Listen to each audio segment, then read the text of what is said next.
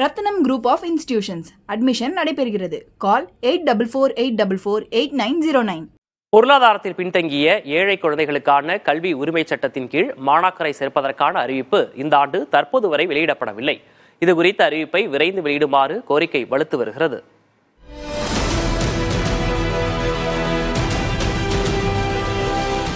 பொருளாதாரத்தில் பின்தங்கிய குடும்பங்களைச் சேர்ந்த பிள்ளைகளின் கல்வியை உறுதி செய்யும் விதமாக தனியார் பள்ளிகளில் 25 விழுக்காடு இடங்களை அவர்களுக்கு ஒதுக்க கல்வி உரிமை சட்டம் வழிவகுக்கிறது. இதன் அடிப்படையில் பிள்ளைகளை சேர்ப்பதற்கான நடைமுறைகள் குறித்த அறிவிப்பு வழக்கமாக ஏப்ரல் முதல் வாரத்திலேயே வெளியாகும். ஆனால் இந்த ஆண்டுக்கான அறிவிப்பு இதுவரை வெளியாகவில்லை. தனியார் பள்ளிகளில் சேர்க்கை தீவிரமடைந்துள்ள நிலையில் கல்வி உரிமை சட்டத்தின் பலன் கிடைக்காமல் போய்விடும் சூழல் நிலவுகிறது. இந்த தாமதம் பெற்றோரை பதற்றத்தில் ஆழ்த்தியுள்ளது. கடைசி நேரத்தில் அனௌன்ஸ்மெண்ட் வந்துச்சுன்னா மாணவர்களால் சர்டிஃபிகேட்ஸ் எடுக்க முடியாது.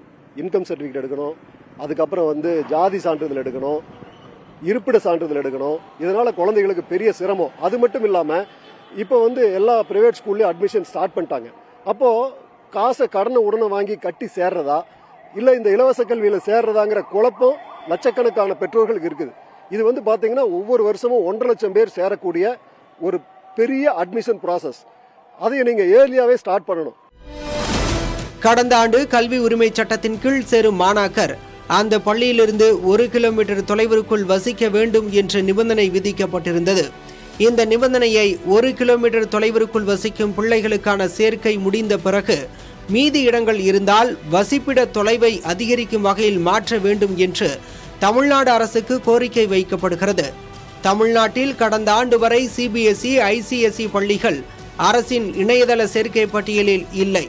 எனவே இந்த பள்ளிகளில் ஏழை மாணாக்கர் சேரும் வாய்ப்பு இல்லை. இந்த நிலையை மாற்ற ஆந்திரா, டெல்லி உள்ளிட்ட பிற மாநிலங்களைப் போல தமிழ்நாட்டிலும் ஆர்டிஇ இணையதள சேர்க்கையில் உள்ள பள்ளிகளின் பட்டியலில் சிபிஎஸ்இ, ஐசிஎஸ்இ பள்ளிகளை சேர்க்க வேண்டும் என கோரிக்கை எழுந்துள்ளது. மேலும் ஆர்டிஇ முறையில் முறைகேடுகள் நடப்பதாகவும் குற்றச்சாட்டுகள் எழுந்துள்ளன. கட்டாய கல்வி சட்டம் இருக்கிறது எந்த மாணவர்களுக்கும் தெரியறதில்ல, பெற்றோர்களுக்கும் தெரியல. விளம்பரப்பட எல்லா பள்ளிகளுக்கு முன்னாடியும் இது விளம்பரப்படுத்தணும். ஆனால் இன்னைக்கு வரைக்கும் இந்த 2009 இன்னைக்கு 2025 வரைக்கும் இருக்குது. ஒரு பள்ளிகள் முன்பாக கூட இந்த சட்டம் குறித்த விழிப்புணர்வை அந்த மெட்ரிக் பள்ளி ஆய்வாளர்களும் செய்யல, அரசும் செய்யல, தனியார் பள்ளிகளும் செய்யல. தலைமை ஆசிரியர் மனசு வச்சு இந்த பெற்றோர் அவர்கிட்ட அந்த மாணவர்கள்ட்டையும் கல்வி கட்டணத்தை வாங்கிக்கிறாங்க, அரசு கிட்ட இருந்து வாங்கிக்கிறாங்க. அப்ப 2 கட்டணங்களுமே ஒரு மாணவர் செலுத்தப்படுகிறாங்க.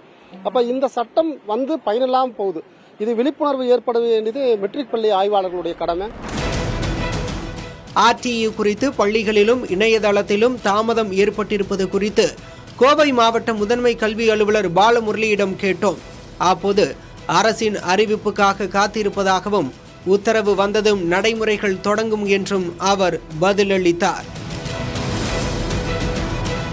புதிய தலைமுறைக்காக ஒளிப்பதிவாளர் தீபனுடன் கோவை செய்தியாளர் சுதீஷ். ரத்னம் குரூப் ஆஃப் இன்ஸ்டிடியூஷன்ஸ் அட்மிஷன் நடைபெறுகிறது. கால் 8448448909.